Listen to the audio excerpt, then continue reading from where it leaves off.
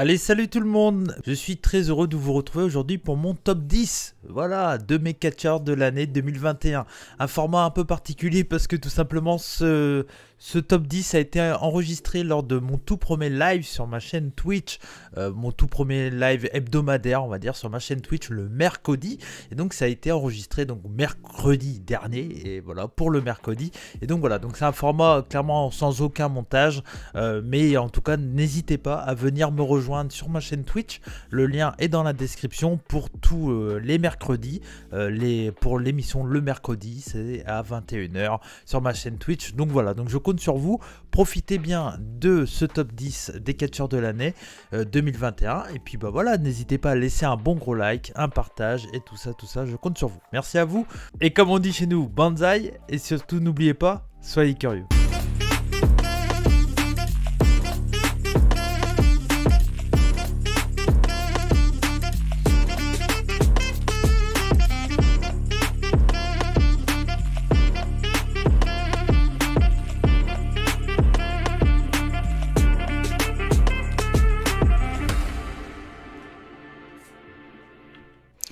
Incroyable! J'espère que vous avez dansé tout ça, hein, parce que bon, il y a de l'effort, En tout cas, voilà, donc sur ce bel overlay de l'ami Fab, ça fait plaisir. Et on va du coup partir directement, on va pas perdre de temps, avec mon numéro 10, ma catcheuse. Et oui, parce que ce que je vous ai pas dit, c'est qu'il y a des catcheurs et des catcheuses dans ce top. Et ça fait plaisir. Et puis, bah voilà, je vois Trailer qui dit qu'il a twerké. C'est l'objectif. Alors, j'ai pas dansé parce qu'il y a eu le bug chat et tout. Mais promis, pour les autres jours, ça va danser. Voilà. J'ai revécu l'entrée de Brodusclé, limite sur la zik. Et bah, ça fait plaisir. Merci beaucoup, Bruce. Donc, du coup, mon top 10 de mes catcheurs de l'année 2021, et comme je viens de le dire, il y aura également des catcheuses. Voilà. Je compte sur vous pour me dire, en fonction de, par exemple pour le numéro 10, dites-moi qui est votre numéro 10, comme ça on pourra en débattre, etc. dans le chat. Je commence donc du coup avec mon numéro 10, et mon numéro 10 c'est Syuri de Stardom. Eh ouais, ça fait plaisir. Alors pourquoi Syuri? Parce qu'elle elle a une année qui est clairement incroyable. Elle a une année qui est fantastique. Je regardais tout à l'heure un peu ses stats. Elle est quand même, elle a quand même une année où elle est championne SWA, donc un titre un peu particulier, mais 419 jours de règne elle prend le titre en 2020, mais elle est championne pendant toute l'année 2021. Elle a également un run de championne par équipe en 2021 avec Julia pour l'équipe de Donna Del Mondo, la faction Donna Del Mondo. Puis en fin d'année, le 29 décembre 2021, elle prend le titre après avoir gagné le 5-Star Grand Prix le 5-Star Grand Prix donc de Stardom, qui est un peu le G1 Climax de Stardom Pro Wrestling. Et donc du coup, cette catcheuse là, elle a 32 ans si je dis pas de bêtises. Elle a fait 33 ans, elle a fait une année exceptionnelle. Et sachant que, je tiens à le préciser tout de suite, dans mon top 10, les titres et le côté un peu kayfabe, si une catcheuse est mise en avant et a pris des titres, une catcheuse ou un catcheur, c'est clairement hyper important et ça prend en compte dans mon classement. Je vous le dis tout de suite, je crois que tous les catcheurs ou catcheuses que vous verrez dans mon top ont pris des titres cette année. Voilà. Voilà, pour moi c'est très important et ça en fait partie pour moi voilà, les titres pour moi c'est très important dans le catch et clairement je pouvais pas faire autrement que de les mettre quoi. Donc voilà. Bonsoir à Jay qui vient d'arriver, merci à toi d'être là, ça fait plaisir. N'hésitez pas si vous souhaitez soutenir la chaîne, le sub, voilà. Et bonsoir à Freddy qui vient d'arriver, bonsoir à toi. Kento Miyara te salue, merci à toi, merci beaucoup. On va retrouver avec Lesnar dans le top 3. Ça se voit que tu me suis plus du tout, Bruce. Mais vraiment, hein. ça se voit que tu me suis plus. Donc voilà, mais en tout cas, numéro 10 pour moi, Syuri, je sais pas si vous avez quelque chose à dire, j'ai vu Germia qui dit que Syuri fantastique, 10 aussi pour moi. Bah voilà, ça fait partie des catcheuses que ça a été un peu une découverte pour moi, Syuri. cette année 2021. Donc voilà, pour moi c'était important de la mettre. En tout cas, voilà, si vous ne la connaissez pas, n'hésitez pas à aller voir son match contre Momo Watanabe, entre autres à la finale du 5 Star, et son grand match, ses deux grands matchs contre Utami Hayashishita. Voilà, n'hésitez pas, c'est important, c'est cool. Merci à Damien qui dit bonsoir à tous et bonsoir à toi, c'est la première fois que tu viens sur le chat. Donc c'est cool, merci à toi d'être là et bienvenue et j'espère que tu vas bien. Une souris danse, je l'attrape par la queue, je la montre à ces messieurs. Ces messieurs me disent trempez-la dans l'huile, trempez-la dans l'eau, ça fera un escargot. Je vous laisse continuer dans le chat. Voilà. Le catch, j'ai totalement déconnecté, j'ai maté le Royal Rumble quand même. Ah, l'erreur du joueur, du joueur Monsieur Wayne. Ça fera une star de Stardom. Bah, bienvenue à toi Damien et j'espère que tu vas te sentir ici comme chez toi. Sur le chat de Cody et de la Rebunauté. Voilà. Ça fera une série tout chaude. Un peu, on peut le dire, effectivement. Ah, mais parlez pas à Max du Royal Rumble, vous avez pas peur. Bon, allez, est-ce que vous êtes chaud pour le numéro 9 dites dans le chat qui vous pensez que j'ai mis numéro 9. Vous, si vous me suivez, si vous êtes là ce soir, et si vous regardez, parce que je ne l'ai pas dit, mais mon top sera disponible en replay sur la chaîne des rebuts du catch, peut-être comme tous les épisodes, un peu modifiés peut-être du mercredi. Qui j'ai mis, à votre avis, numéro 9 ? Si quelqu'un là, on va voir, ça va être assez drôle. Bien sûr que non, c'est pas que des japonais, c'est dans le catch mondial. Je parie sur Muto. Non, mais Akam quand même. Braham Brothers. Oh, bah, si vous commencez à troll aussi, on n'a pas fini. Page. Ah, Page, par exemple, c'est un nom que j'ai hésité à le mettre, mais ça sera pas lui. Ok, moi j'ai mis sur Dana Brooke. J'allais dire, elle a pas eu de titre, mais si, elle est championne 24-7. Jeff ou Matardi non plus. Bon, allez, pas de suspense. Mais on est quand même dans le deal. Un petit Jungle Boy, non. Danielson non plus. J'ai tout simplement mis Roman Reigns. Ah, la foudre va arriver sur moi. Pourquoi tu le mets... Oh là, pardon. Pourquoi tu le mets que numéro 9 ? Roman Reigns, il a fait une incroyable année. Il mériterait d'être là... plus tard dans le classement, ou pas du tout, je sais pas. Mais voilà, Roman en 9, parce que clairement, on va dire que de toute façon, c'est pas une surprise. Tout le monde sait que WWE est sur lui et Brock Lesnar. Et Roman Reigns, clairement, il a fait une année, point de vue, un push, tu peux pas faire mieux, quoi. Donc, clairement, pour moi, il a eu une année quand même exceptionnelle. Il a été champion toute l'année. Sa storyline avec Paul Heyman, clairement pas... un peu trop compliqué à mon goût, ça aurait pu être fait carrément plus simple, mais comme tout le booking de WWE. Et je pense que clairement, voilà, pour mettre over quelqu'un, c'est l'image de la WWE actuellement, Roman Reigns. Et sans aucun doute, il est très important pour la compagnie. C'est celui qui donne envie de regarder un peu qu'est-ce qui se passe. Et puis sans parler que de son personnage, il a eu quand même des matchs vraiment très cool pendant l'année 2021, pendant l'année passée. Entre autres, je pense à contre Edge, contre Daniel Bryanson, contre Cesaro, je crois. Ah non, Cesaro, c'était l'année dernière, peut-être, je me cours. Mais en tout cas, voilà, il a eu quand même des matchs plutôt intéressants. Là où ça se complique, c'est là, en 2022, sa feud contre Brock Lesnar, ça m'intéresse pas du tout. Par contre, voilà, ça reste quelqu'un d'important, je pense. Et puis, je l'avais déjà dit pendant tout le long de l'année.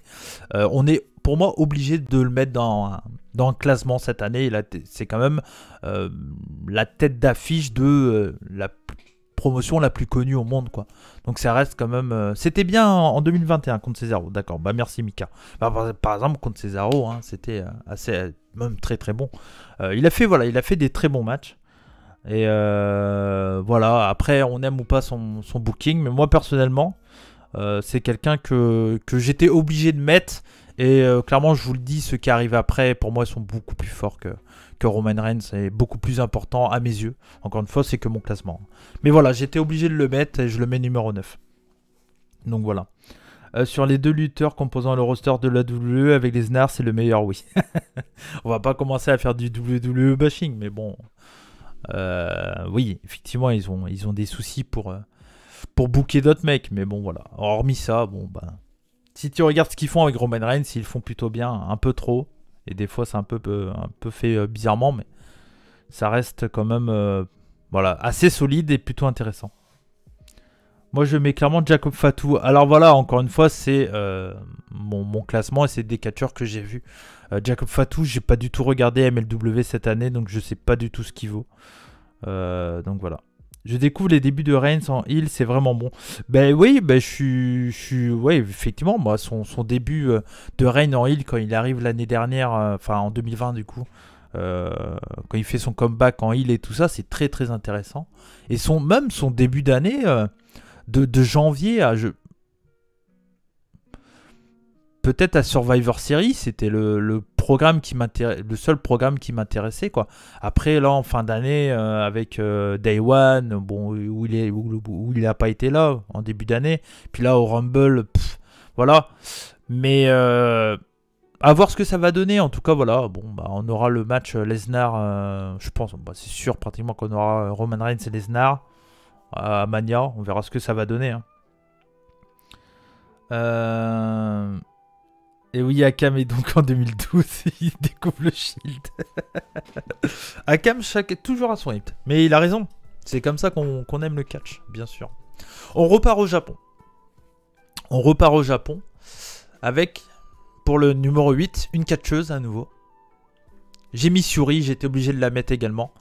Utami Aya Shishita, également de Stardom.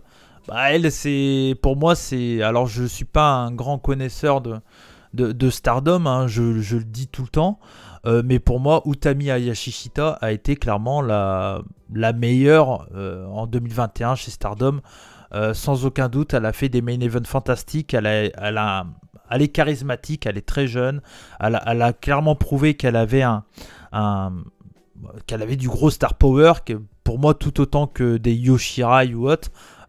J'ai vraiment aimé cette catcheuse. On sent que cette année en 2022 elle sera un peu en dessous, mais là l'histoire qu'ils sont en train de faire avec Tam Nakano est vraiment très très cool. Donc Tam Nakano, j'ai dit non, Momo Watanabe, pardon. Voilà, personnellement, je vous conseille que d'aller voir ce qu'elle fait parce qu'elle est exceptionnelle. Donc voilà. T'as pas mis Syuri pour Howard? J'avais mis Syuri, mais c'est kiff, c'est équivalent. En fait, je vous explique pourquoi elle est là, parce que je l'ai mis avant, parce que on va dire que Syuri c'est ma catcheuse préférée de cœur, mais clairement, si tu regardes au point de vue de l'année, Utami Ayashishita voilà, a porté aussi la compagnie. Mais en fait, les deux sont pour moi à peu près pareils. Donc bon, voilà. Mais bon, j'ai mis, ça va, Max. Hein, il y a une qui est 10 et l'autre qui est 8. On va pas non plus faire des histoires là-dessus. Je valide, mais je mets Keno en 8. Keno, il a un booking particulier cette année quand même, je trouve, chez Noah. Personnellement, ouais, je vois ça, j'ai pas droit à l'erreur ce soir. Elles sont difficiles à partager, ouais, exactement, Damien. Ouais, je suis d'accord avec toi. C'est vraiment pas évident. Mais bon, en tout cas, moi, c'est une catcheuse qui m'a vraiment plu. Puis elle a un règne quand même qui est fantastique. Elle prend le titre quand Aya Shishita.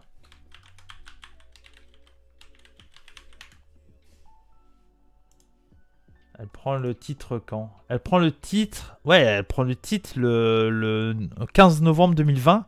Et elle le perd le 29 décembre 2021. Elle a 409 jours de règne. Elle a fait toute l'année en tant que championne. Clairement, elle a été fantastique cette année, sans aucun doute. Elle a été incroyable. Incroyable. Bah, je conseille d'aller la voir. Hein. Franchement, je conseille d'aller la voir. Franchement, voilà. Bah du coup le prochain pour Romania on parlera de Stardom, on va l'enregistrer demain, on aurait dû l'enregistrer avant mais malheureusement ça pourra pas être le cas, mais voilà, ça arrivera dans le week-end le prochain pour Romania. Keno c'est le Dolph Ziggler de Noah. Bah ça dépend qu'est-ce que tu veux dire par là, mais non, je pense qu'il est quand même plus important que Dolph Ziggler. Mais dans l'idée que... non, pour moi, non. On peut pas comparer. On peut pas comparer. Bon, numéro 7. Est-ce que vous êtes chaud? Eh ben, totalement. Mais, tu vois, je parlais, enfin, je me disais la dernière fois, parce qu'il n'y a pas de Laprade qui a fait un temple de la renommée du catch québécois. Et je me dis, qu'est-ce qu'il faut faire pour créer officiellement, genre, un temple de la renommée? Parce que moi, j'ai envie de faire un temple de la renommée du catch français, par exemple. Ça pourrait être bien. Je sais pas, le faire avec, je sais pas comment, genre, voir avec des catcheurs français qui soient dans le panel et tout, mais ça pourrait être un truc très très cool dans l'idée.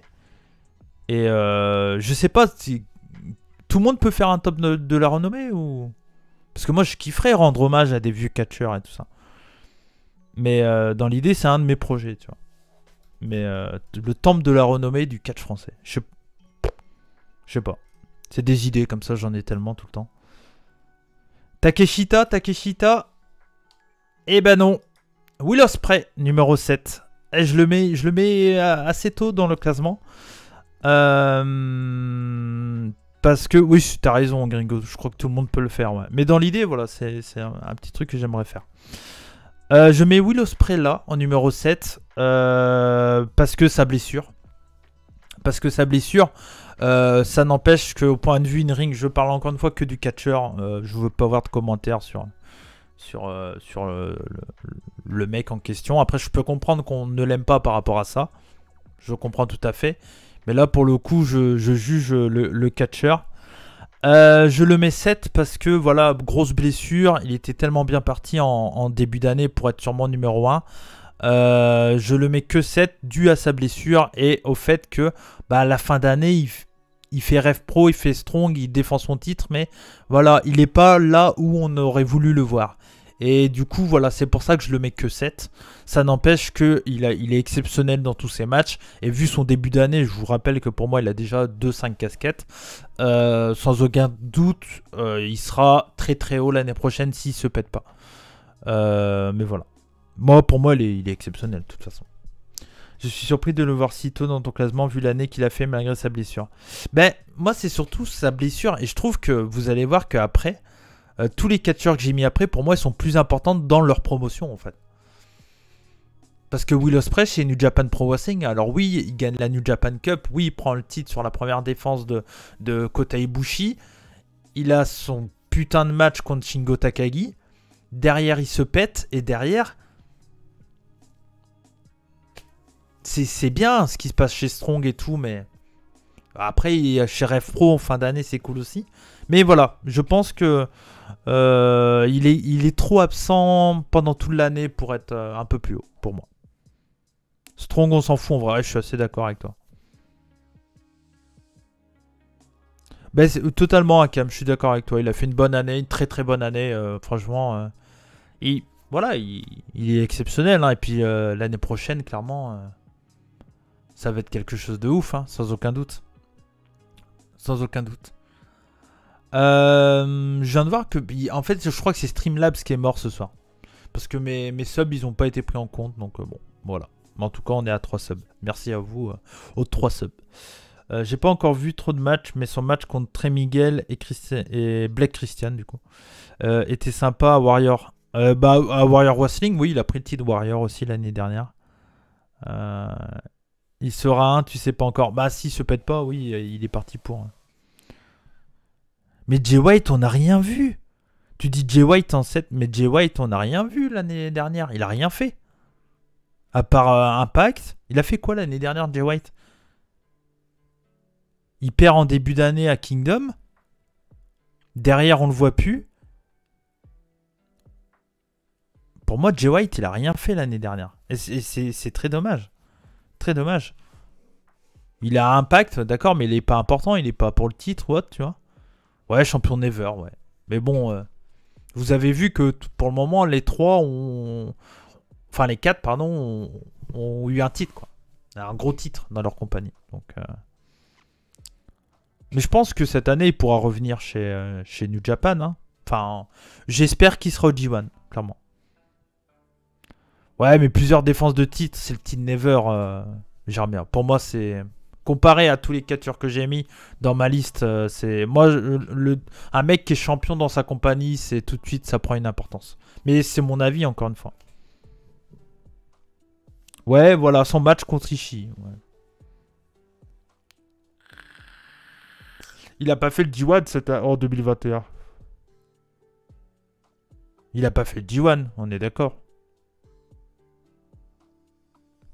Je crois pas qu'il a fait le G1. Non, oui, il a pas fait le G1, ouais, je suis d'accord. Ok, ouais. Bah c'est pour ça que je mets pas Jay White. Mais même, tu vois, si de base je devais faire un top 31, je sais même pas si je l'aurais mis, tu vois. Je pense pas, hein. Il a... Ah si, ouais, allez, je l'aurais peut-être mis 30 ou 31. Ouais, 31, et même pas. C'est même pas sûr, même pas sûr. Pour moi, il y a des catcheurs plus marquants que lui dans toutes les compagnies. Ah, D1 de cette année, oui. En 2022, peut-être qu'il le fera. J'espère qu'il le fera, en tout cas. En 6, Miyara, lançons-nous. Et ben, on parle du numéro 6. Et en 6, c'est Konosuke Takeshita de DDT. L'année de... Bah, bravo, gringo. Bravo. Beau pix. Bah oui, Takeshita, cette année, il fait quand même une grosse année. Il gagne le Deo Grand Prix 2. Il prend le titre. Je dis pas de bêtises, hein, il prend le titre, il gagne le Deo Grand Prix, c'est cette année. C'est en 2021. Putain, j'ai peur de dire des conneries. En tout cas, c'est le mec le plus important de... Oui, c'est ça, il prend le titre en août 2021 à Peter Pan contre Akiyama. Et il gagne le tournoi, le Deo Grand Prix, il gagne le King of DDT 2021, il gagne l'Ultimate Tag League 2021. C'est le mec le plus important de DDT. Sans aucun doute, c'est le main eventer, c'est l'Ace. On le savait déjà que c'était l'Ace, hein, mais clairement, voilà. Ah, je n'avais pas vu que tu avais dit à Yashishita en 8, Niania, je m'en excuse. Mais voilà. Remboursé. Bah, bien sûr que pour Fab, c'est son numéro 1. Mais ce n'est pas mon cas. Voilà. Attendez de voir Mouton en 1 pour voir Fab se transformer en Super Saiyan. Alors pour le coup, Fab connaît l'ordre. Parce que c'est lui qui m'a fait les super visuels d'ailleurs. On applaudit. Je veux voir des mains qui applaudissent dans le chat pour le super travail de Fab. Encore une fois, merci à lui. Donc voilà. Mais en tout cas, voilà. Pour moi, Konosuke Takeshita est totalement à sa place. Une des raisons peut-être que je le mets pas plus haut, c'est aussi parce que DDT, c'est pas la promotion que je suis le plus. Voilà. C'est peut-être la seule raison du fait que je me le mets pas plus haut. Mais encore une fois, voilà, c'est mon classement. Et bonsoir à Loïc qui vient d'arriver. Bonsoir à toi. Ah, et Terio qui met des ouh, super, merci Terio.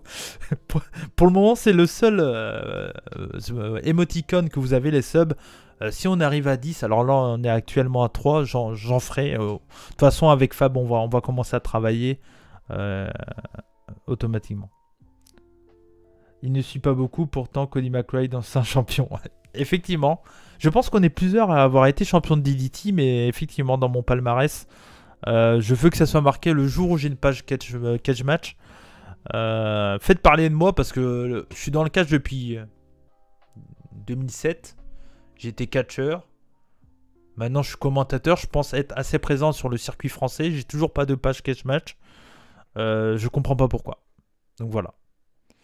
Donc bon. J'espère que le jour où j'aurai une page catch match, il y aura marqué que j'ai été champion CZM et champion Ironman de DDT. Voilà. Mais bon, ça sera pour... On verra, peut-être. En tout cas, bon, ça c'est une autre histoire. On va enchaîner. Numéro 5. Et là, on change totalement de contexte. On va totalement partir d'un autre délire et un autre plaisir au passage. C'est peut-être le catcheur le moins connu de ma liste. En tout cas, peut-être le moins apprécié parce que c'est un style particulier. C'est tout simplement Alex Colon, numéro 5. Alex Colon, c'est tout simplement le meilleur catcheur deathmatch. Actuellement, il n'y a pas mieux. Voilà. Actuellement, Alex Colon, c'est Monsieur Deathmatch. C'est le mec qui te fait Il te fait les meilleurs matchs en deathmatch. Il a tout gagné. Il est sur une streak incroyable au point de vue des tournois du côté de chez Game Changer Wrestling. Il est également champion JCW Ultra Violent Champion. Il a eu 2 reigns cette année, enfin en 2021. Il a pris la première fois le titre le 10 avril 2021. Après, il le reprend le 13 novembre 2021. Et puis, le mec, il est sur une streak incroyable sur les tournois. Il a gagné le Nick Gage Invitational 2021 cette année. Il gagne le Tournament of Survival 666 en 2021. Et là, il a gagné en fin d'année le Nick Gage Invitational 6. C'est clairement le meilleur catcheur deathmatch actuellement. Il n'y a pas mieux. Il n'y a pas mieux. Puis c'est toujours un plaisir de le regarder catcher. Donc pour moi, c'est clairement un excellent catcheur. Bonsoir à Traf qui est là. Merci à toi d'être là, ça fait plaisir. Merci à toi. Colonne, il est exceptionnel, j'ai vu. Ah, vous voyez quand je remonte du coup. C'est marrant. Ok. Alex Colonne, il est excellent, mais oui, DJ, je suis d'accord avec toi, totalement. Je ne l'ai pas suivi en 2021 car j'ai pas regardé la GCW, mais je vois qu'il cartonne bien. Bah pour moi, il est exceptionnel, hein, tout simplement. Le mec contient 18 litres de sang, c'est un peu ça, ouais, effectivement. Effectivement, le mec, il est... Ouais, voilà. Mais pour moi, c'est un talentueux du deathmatch. Bonsoir à VF Cage. Kento Miyahara te salue. Merci beaucoup pour le follow. Et bienvenue à toi sur le stream du mercredi. Parce que le mercredi, c'est mercredi. Bon, rappelez-vous de ça.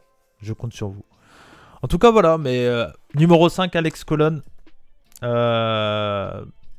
Allez le voir si vous ne le connaissez pas. C'est peut-être quelqu'un qui va pouvoir vous faire aimer le deathmatch. Parce qu'en plus d'être quelqu'un qui prend énormément de spots, c'est quelqu'un qui a un excellent catcheur in-ring aussi.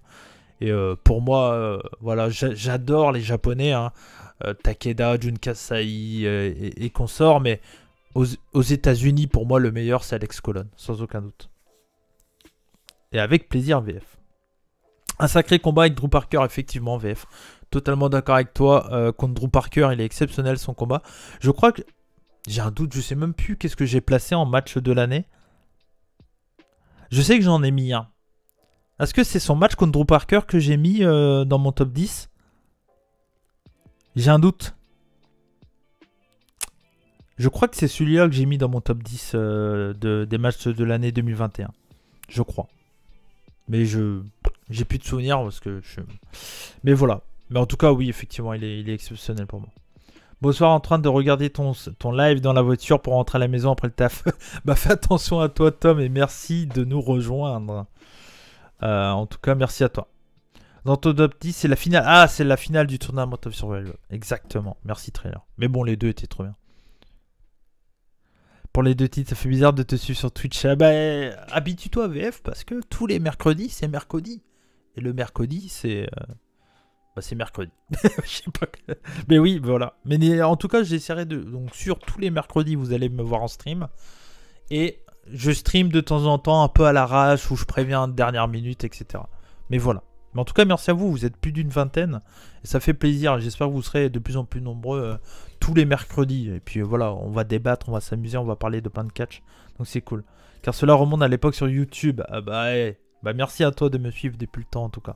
Merci, tiens, ça me fait penser que là vous êtes beaucoup des personnes qui parlent beaucoup, etc., qui partagent énormément mes streams, etc. Je remercie vraiment tout le monde, des personnes qui me suivent mais qui partagent pas pour autant parce qu'ils y pensent pas, qui parlent pas dans les chats, etc., mais qui me suivent, qui regardent toutes mes vidéos. Je sais qu'il y en a plusieurs et de plus en plus, je l'ai vu là quand j'étais à Rix, il y a plein de gens qui m'ont dit ah mais je parle pas mais je suis toutes tes vidéos et j'aime beaucoup et tout. Donc un grand merci à toutes les personnes, la majorité silencieuse comme on dit. Et je profite également pour dire que je remercie vraiment tous les intervenants de la chaîne des rebuts, que ce soit les modérateurs qui sont dans le chat là, Dark, Max, Fab, Sarou, et puis vous allez découvrir très bientôt Jérémy, alors, voilà pour Romania. Mais en tout cas, voilà. Mais merci à vous tous pour le soutien, ça fait plaisir, merci à vous. Merci beaucoup. Il y a un sondage qui a été fait par, je crois que c'est Fab, plutôt en accord avec le top de Cody, oui ou non, à vous de voter. N'hésitez pas, je vous rappelle, on est au numéro 5. Je vous rappelle la liste pour ceux qui viennent d'arriver. Numéro 10, Yuri. Numéro 9, Roman Reigns. Numéro 8, Utami Yashishita. Numéro 7, Will Ospreay. Numéro 6, Konosuke Takeshita. Numéro 5, Alex Colon. Et numéro 4, Jack Lee. Bah, Jack Lee, c'est Monsieur All Japan Pro Wrestling. Voilà. Clairement, tout a été axé sur lui et sa rivalité contre Kento Miyahara du côté de chez All Japan en 2021. C'est vrai qu'il est un peu trop méchant, Max, je suis assez d'accord avec toi. Mais il a été quand même fantastique. Il a fait des gros main events cette année. Il a fait clairement les meilleurs matchs de All Japan cette année. Enfin en 2021. Et sans aucun doute que le mec, voilà, tout était centré sur lui. De son turn à le fait qu'il crée Total Eclipse et sa faction de heel. Voilà, le petit point faible, c'est sa blessure en fin d'année qui fait que son règne s'est arrêté comme ça.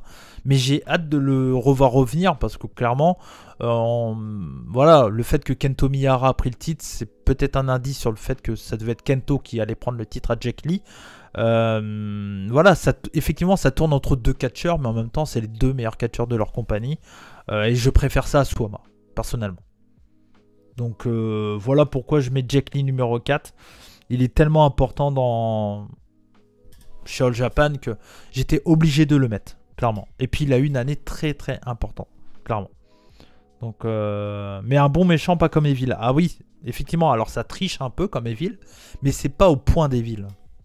Je sais pas pour vous, mais moi je trouve il arrive à vraiment mélanger le côté, la hit, mes potes interviennent, etc.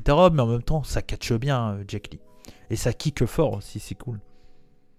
Oui, Fujita et Abdullah Kobayashi. Ah non, il est pas là. Il est pas là. Ils sont pas là. Et Bilou. Bah oui, effectivement, et Bilou. Et Bilou. À la maison. Eh oui.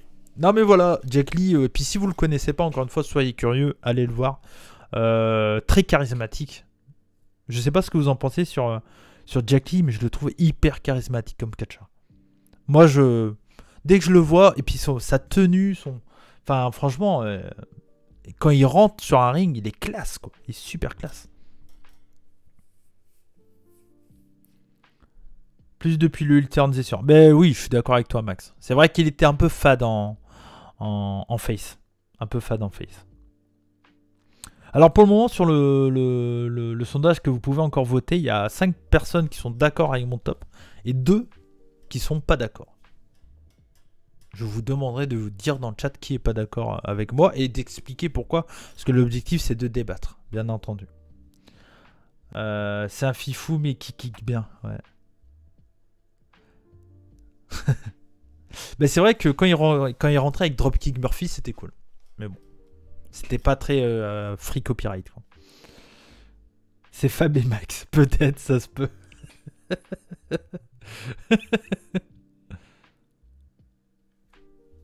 Ouais, c'est un sondage, pas une démocratie, dénoncez-vous. Bah oui. Mais moi, j'aime bien savoir. Le but, c'est de débattre. Moi qui l'ai vu plusieurs fois, Catchy est devenu charismatique avec le temps. Bah oui. Totalement. Je suis d'accord. Je suis d'accord. Allez, numéro 3. À votre avis. Allez, je vous laisse deviner qui j'ai mis numéro 3. Attention.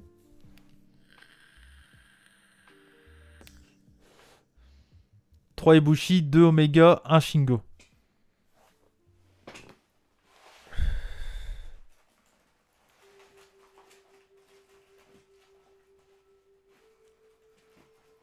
Il y a quelqu'un qui a dit le bon. Ça manque de Noah. James Ellsworth non plus. Salut papy. Non. Bonsoir à toi. Oh non, le Shingo en 3. Attention. Numéro 3. Katsuhiko Nakajima. Eh oui, de chez Noah Pro Wrestling. J'étais obligé de le mettre.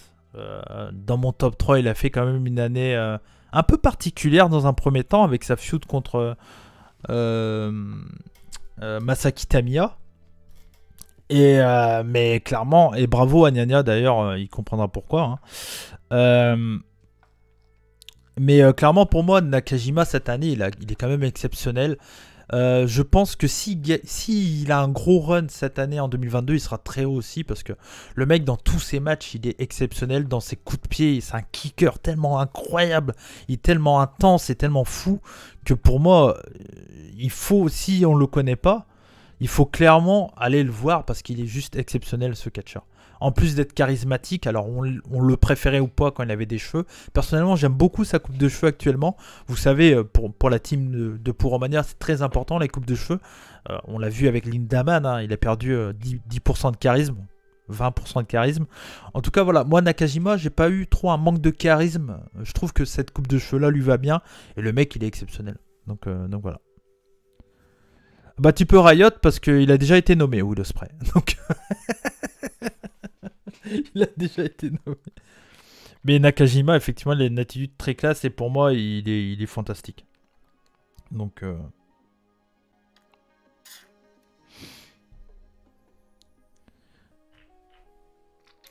Nakajima a une attitude ultra classe. Mais oui, effectivement. Mais voilà, mais super catcheur, allez le voir. En plus, il y a plein de matchs de lui qui sont gratuits sur YouTube. Voilà, il est trop cool. Et pour moi, je vous le dis, hein, c'est le meilleur de Noah en 2021. Keno pas assez haut dans la carte, pour moi. Et en plus de... Ouais, pas assez haut. Et derrière, Marufuji, bah non. Muto, non. Je vois personne d'autre meilleur que lui. Kaito, il s'est fait rouler dessus par Muto, donc non, pas du tout. Donc non, pour moi, Nakajima, meilleur.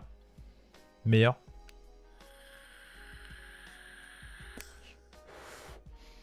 Bah ça fait partie de mes matchs préférés, Nakajima Keno, hein, bien entendu. Mais voilà, pour mon numéro 3. Est-ce que vous avez remarqué qu'il y a pour le moment aucune personne d'une promotion dans ce top? Parle pas de Kaito Muto, c'est trop tôt encore. Pour le moment, vous l'avez vu, il n'y a personne de All Elite Wrestling. Eh oui, effectivement. Eh ben j'en ai mis qu'un, il est là. Nya l'a annoncé tout à l'heure. Kenny Omega, numéro 2. Et non, ce n'est pas Hook. Fuego... Non, c'est pas Fuego de Renault non plus, Traf. C'est pas Fuego de Renault. C'est Kenny Omega qui est là. Et non, c'est pas Hook, DJ. Peut-être l'année prochaine, on sait pas. Peut-être hein, l'année prochaine, peut-être.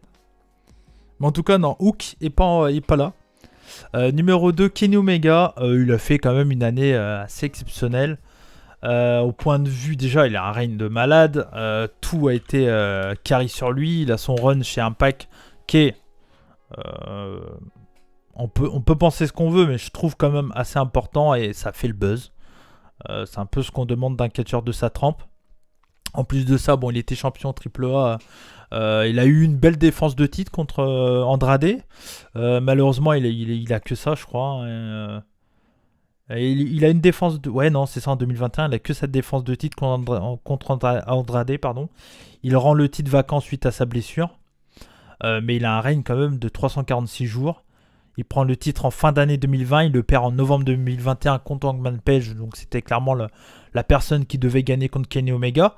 Et mine de rien, voilà, il a quand même un règne solide avec des belles défenses. Il prend le titre sur Jon Moxley. Il défend contre Rey Fenix. Il défend dans le Exploding Barbed Wire Deathmatch contre Jon Moxley. Il défend contre Rich Swann à Impact, où il prend les 2 titres. Il défend contre Orange Cassidy et Pac. Il défend contre Jungle Boy. Il défend contre Christian. Et il perd contre Adam Page. Donc voilà, il a eu un très très bon run pour moi du côté de All Elite, sans aucun doute. Et pour moi, il mérite totalement sa place. Mais alors, Papy, Moxley a pas eu de titre. Et Brian, oui, je suis d'accord, mais je l'ai dit, alors t'étais pas là au début, mais pour moi, dans mon classement, c'est ma façon de faire, les titres sont ultra importants. Et là, les 2 que tu cites, pour être honnête, je pense que si j'avais fait un top plus que 10, Brian, il serait entre 15 et 10. Moxley serait pas du tout. Moxley serait pas du tout parce que pour moi il a eu une année trop difficile. Même si son début d'année est pas mal, mais il est quand même pas bon avant qu'il parte en repos, on va dire. Là, il revient très très fort, Moxley. Mais franchement, avant qu'il s'arrête, c'est compliqué, Moxley, je trouve. Hein. C'est vraiment compliqué. Pour moi, c'est compliqué. Et Brian, fin de carrière. Fin de run chez WWE, très très bonne. Sa feud contre Roman Reigns, etc. C'était très cool, la Mania, etc. Pas grand chose à dire. Ses débuts chez All Elite, exceptionnels. Son match contre Kenny Omega.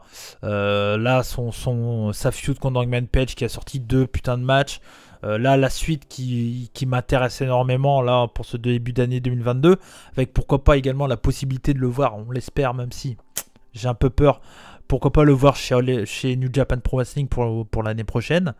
Mais en tout cas, ouais, non, Brian, ça s'annonce bien cette année.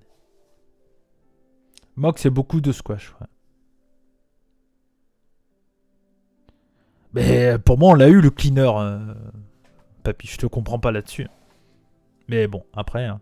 Est-ce que pour vous, dans le chat, est-ce qu'on a eu le cleaner Est-ce qu'on a eu le Kenny Omega cleaner pour vous l'année dernière? Parce que pour moi, on l'a eu. Hein. Le mec était flamboyant, il était exceptionnel. Que ce soit dans ses combats, dans son charisme et tout ça. Un peu moins, mais quand même. Moi, je trouve qu'on l'a eu pratiquement pareil que chez New Japan. Hein. Ouais, mais bon, après, encore une fois, hein, c'est les avis de chacun. Et je peux comprendre aussi son avis, mais moi, personnellement... Putain, je crois que c'est Fab qui fait les sondages, ou c'est Max ou Fab? En tout cas, très fort le gars qui fait les sondages. Hein. Merci à lui, merci au modo. Moi, je vote pour oui, je vous le dis. Bah, merci à toi, Fab. Eh ben, pour le moment, ça part sur du non, en tout cas.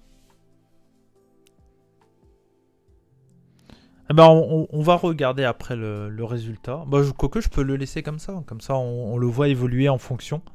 Mais voilà, je sais plus comment on fait. Il n'y a pas de souci, Max, t'inquiète. Bon, voilà. Bon, mon numéro 1... Mon numéro 1 fait pas de doute, je pense. Il s'adapte au style. Donc, son style différent un peu de celui chez New Jap. Mais il est parfait dans ce qu'il fait. Je suis très d'accord avec toi, Neda.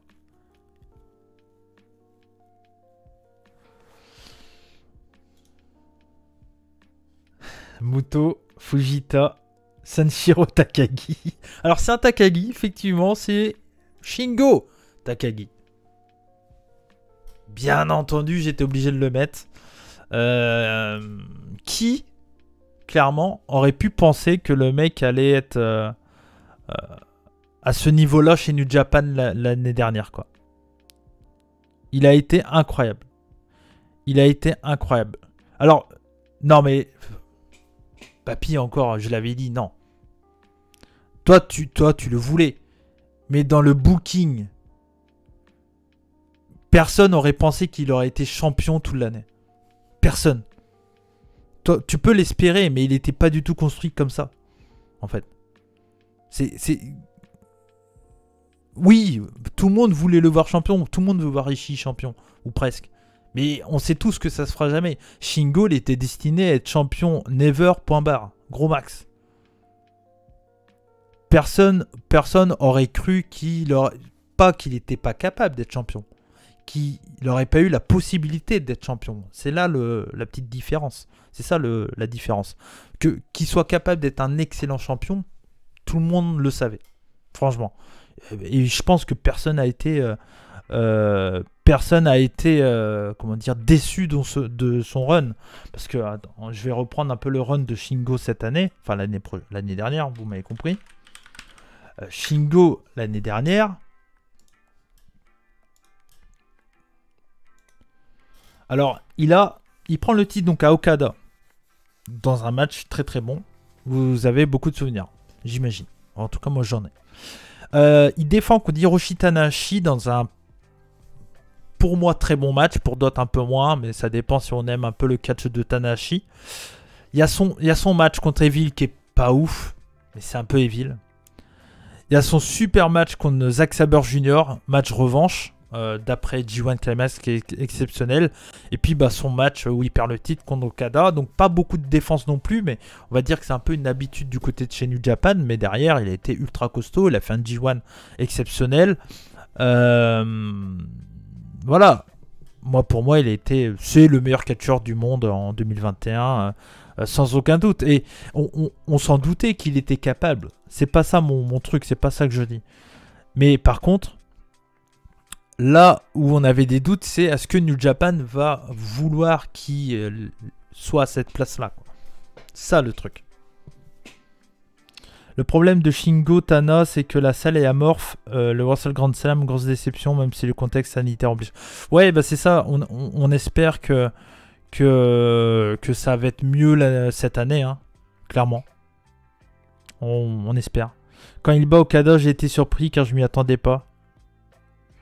Un destin Laishi ou Goto que je prévoyais. Mais non, ouais, je suis d'accord avec toi, Damien. Clairement, on était parti pour ça, pour Takagi. Il a une chance, entre guillemets, c'est que Ospreay se blesse et que derrière, je pense qu'ils se sont dit, ils voulaient de la nouveauté. Et je pense qu'ils avaient déjà, par principe, ils voulaient Okada au main event de Wrestle Kingdom. Ça faisait du sens, on est dans l'année des 50 ans, 2022, donc c'est un peu comme pour All Japan. Même, imaginons, Jack Lee se blesse pas, Kento reprend le titre cette année, c'est pratiquement sûr. Je suis pratiquement sûr que Kento reprend le titre. On est dans leur année des 50 ans, c'est obligé que ça soit leur plus gros catcheur qui soit champion. Et qui est le plus gros catcheur chez All Japan, c'est Kento. Et qui est le plus gros chez New Japan, c'est Kazuchika Okada. Donc ça fait que du sens que Okada ait pris le titre à Shingo. Je pense qu'ils ont voulu essayer, ils se sont dit allez, on avait prévu Ospreay, un gros run d'Ospreay, laissons la chance à Shingo. Et qu'est-ce qu'ils ont bien fait. Et je sais pas pour vous, dites-moi dans le chat, est-ce que vous pensez qu'il peut reprendre à nouveau le titre? Je pense qu'il sera important, mais j'ai du mal à croire et à penser qu'ils vont lui redonner le titre à un moment, tu vois. Non, Shingo, il est dans Los Ingobernables Place de Japón. Avec Naito et Sanada, Bruce. J'étais convaincu qu'il allait loin si on lui donnait la chance. Je suis content de son parcours. C'est tellement mérité ce parcours. Oui, mais je pense que tout le monde se doutait qu'il allait faire un putain de truc s'il avait cette chance-là. Parce que j'ai malheureusement pas suivi son règne en 2021, donc je peux pas trop donner mon avis sur Shingo en tant que champion. Y a pas de problème, Mika, mais je te conseille d'aller voir parmi les matchs que j'ai dit là, le match contre Okada, le match contre Zack Sabre et son deuxième match contre Okada. Hein. Pour moi, c'est à voir. Ils vont lui redonner en fin d'année. Moi, mon prono pour l'année 2022, c'est Will Ospreay qui prend le G1.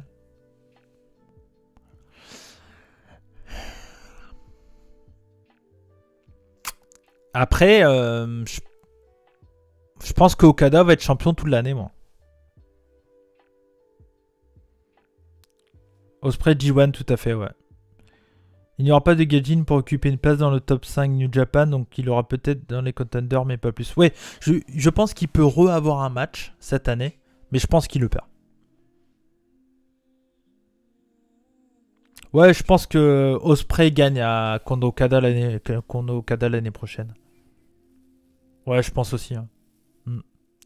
Après, on espère être surpris, on verra. Hein. Il a juste repris cette année, là, le titre, en Wrestle Kingdom en début d'année, Bruce. Sinon, il n'était pas champion de toute l'année dernière. L'année dernière, il a quoi? Il a des titres, hormis le G1 qui gagne? Je crois pas, il n'a pas de titre. Hein. Okada. Okada est au-dessus du lot dans la hiérarchie. Après, Takagi me semble être considéré comme un Ibushi ou Ospreay. Tanahashi semble décrocher comme Naito. Ils partent de plus loin. Ouais. Là où ça va être intéressant, c'est est-ce qu'on peut s'attendre à une dissociation. Vous m'avez compris. Un arrêt de Los Ingobernables Place des Japón. Genre un turn de Naito sur Shingo. Ou inversement, mais je paraissais plus sur un Naito qui turn sur Shingo. Dissension, merci. Ouais, dissension. Ouais, ça se pourrait. Hein. Dissension. Avec Naito qui s'énerve. Il est revenu du coup, c'est vrai, le mec qui avait une blessure hyper grave. Shibata, je crois, je sais plus son nom. Effectivement, Shibata est revenu, mais il sera pas à temps plein, mais on risque de le voir catcher en 2022. Ouais. Shibata est revenu à Wrestle Kingdom contre un de ses élèves, Ren Narita. Un peu de nettoyage dans les clans, ça serait cool. Bah, je suis d'accord avec toi, papy, et je pense que c'est un. Alors, bon, on parle très peu de Dragon Gate dans Puromania, mais quand on voit, alors si vous n'avez pas vu ce qui s'est passé à Dragon Gate, mais là ils ont tout remis les compteurs à zéro, ils ont arrêté le plus grand clan de Hill qui était Red, ils ont remplacé par le clan c'est Zibar, où ils ont pris à peu près les mecs qui étaient les tops dans chaque clan et les ont mis ensemble dans un clan de Hill. Donc moi j'aimerais bien qu'il y ait un changement dans les clans, ça te donnerait un peu de fraîcheur aux produits de New Japan, ça pourrait être intéressant. Pareil, au point de vue changement de clan, avec tous les factions qui changent, etc. Chez DDT, ils sont en train de tout refaire aussi. Et c'est très intéressant aussi ce qu'ils font chez DDT. Au point de vue, on change les trucs, etc. etc. Avec la faction Burning, là, avec Akiyama et puis... j'ai oublié son nom. J'ai oublié son nom.